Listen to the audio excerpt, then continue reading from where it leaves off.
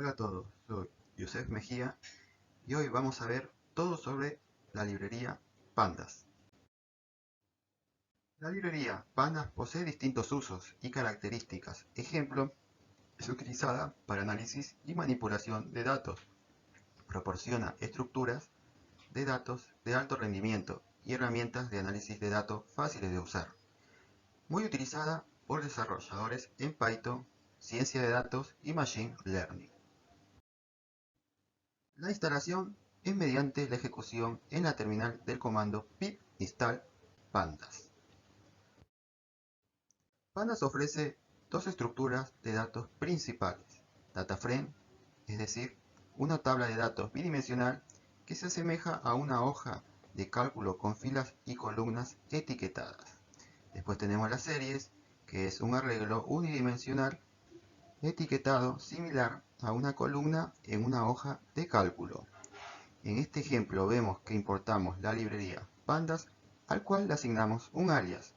Después creamos un diccionario con las claves nombre, sueldo y ciudad, el cual van a tener como datos sus respectivas listas. Después, para crear el DataFrame, usamos el método DataFrame al cual le pasamos por parámetro el diccionario. En el caso de la creación de una serie, usamos el método series, el cual le pasamos por parámetro una lista y el nombre de la columna. Acá observamos la impresión por pantalla del DataFrame y la serie, con sus respectivos datos. Veamos la exploración de datos y carga.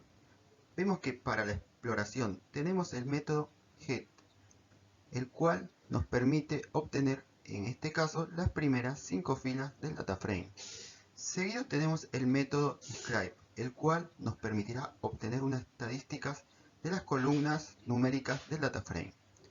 Luego, en el método info nos muestra un resumen de la estructura y la calidad de los datos en el DataFrame. Finalmente, para la carga de datos, en este caso, para la carga de un CSV, usamos el método readCSV. Y para la carga de un Excel, usamos el método read-excel. Veamos la selección, el filtrado y la manipulación de datos en el DataFrame. Para el filtrado de las filas tenemos que pasar la condición que devolverá un true o false. Solo va a mostrar las filas que contengan la condición true.